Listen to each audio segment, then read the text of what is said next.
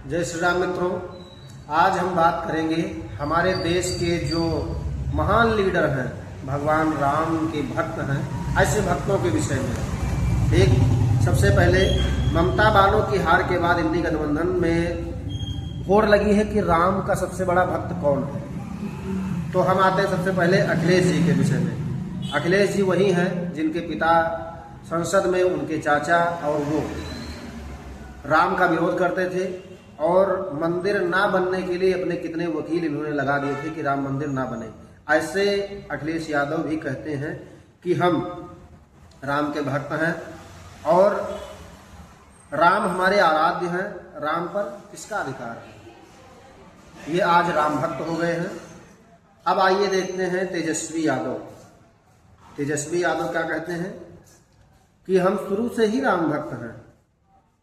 वही तेजस्वी यादव है जो कुछ दिन पहले ही, कुछ महीने पहले ही बिहार में इलेक्शन के समय में इन्होंने श्री राम जी को काल्पनिक बताया था और अल्लाह को ही कहा था कि वही सर्वोपरि है और हमें मुसलमानों के साथ रहना है, मुसलमान ही हमारे मित्र हैं, हिंदू से हमें कोई लेना देना नहीं है।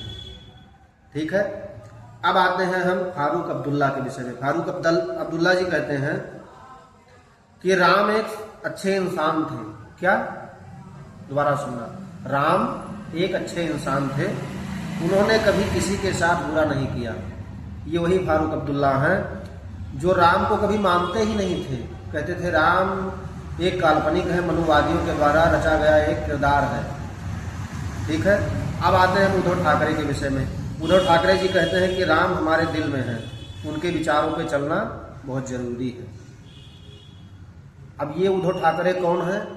महाराष्ट्र के उद्धव ठाकरे कहते हैं कि राम के विचारों पे चलना चाहिए, लेकिन ये स्वयं कभी राम को माने नहीं, स्वयं कभी राम मंदिर नहीं गए और ना ही इन्होंने कभी अपनी किसी भी रैली में जय श्री राम के नारे लगाए। ठीक। अब आते हैं हम शरद पवार के विषय में। शरद पवार जी कहते हैं कि राम भारतीय संस्कृति का हिस्सा है, हम उनका सम्मान करते हैं। शरद पवार इन्होंने अपने जीवन काल में या इनके किसी भी वंश में किसी ने कभी राम को नहीं माना। राम को हमेशा ये काल्पनिक ही बताते रहे हैं आज तक और हमेशा राम मंदिर का विरोध ही करते रहे हैं, जो आज राम भक्ति उमड़ आई इनकी। अब आते हैं हमारे दत्तात्रेय गोत्रधारी ब्राह्मण, जनियोधारी जो आजकल ब्राह्मण हैं, हो गए हैं, राहुल गांधी के विषय में। तो राहुल गांधी कहते हैं कि राम प्रेम, त्याग और सच्चाई के प्रतीक हैं, हमें उनसे सीखना चाहिए। ये वही राहुल गांधी हैं, ध्यान देना। ये वही राहुल गांधी हैं जिन्होंने आज से कुछ महीने पहले राम को काल्पनिक और हिंदुओं को कहा था कि हम हिंदू देश से खत्म कर देंगे, हिंदुत्ववादियों को खत्म कर देंगे। आज उनको अचानक राम याद आ गए, आज अचानक उनकी भक्ति उमड़ पड़ी राम में। ठीक है। और इनके पार्टी के लोग कभी भी राम को नहीं माने। यहाँ तक कि इनकी फैमिली, इनके परिवार में जो कोई भी था, जितने लोग थे, जितने खान, पठान, मुसलमान, यहूदी और क्रिश्चियन थे, इनकी आप सब लोग इनकी वंशावली जानते हैं। ठीक है। अगर नहीं जानते तो इसके पहले हमने वीडियो डाली है, देख लेना इनकी वंशावली क्या है, पूरी विस्तार से उसमें बताया गया है। ठीक है।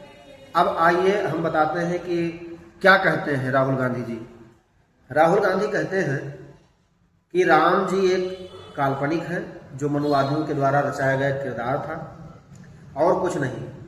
राम नाम का कोई था ही नहीं संसार में, कृष्ण नाम का कोई था ही नहीं, और आज इनको अचानक राम की भक्ति याद आ गई। तो मैं इनसे कहना चाहूँगा कि भैया सियासत बदले रंग, क्या, लेकिन जनता सबके संग, अब फैसला जनता करेगी। ठीक। कि किसकी भक्ति सच्ची है और कौन सिर्फ राजनीति कर रहा है।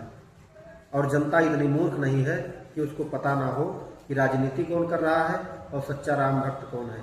ये वही लोग हैं जिनमें वैराग्य शमशान की भांति जागृत होता है, जैसे लोग शमशान जाते हैं और क्षणिक वैराग्य उत्पन्न होता है।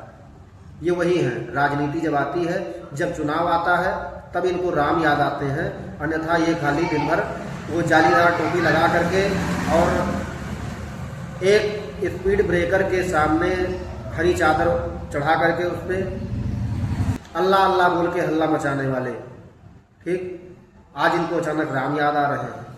तो आप लोग सावधान रहें, सतर्क रहें और अपने वोट की कीमत को पहचानें। आज के लिए सिर्फ इतना ही। जय श्री राम।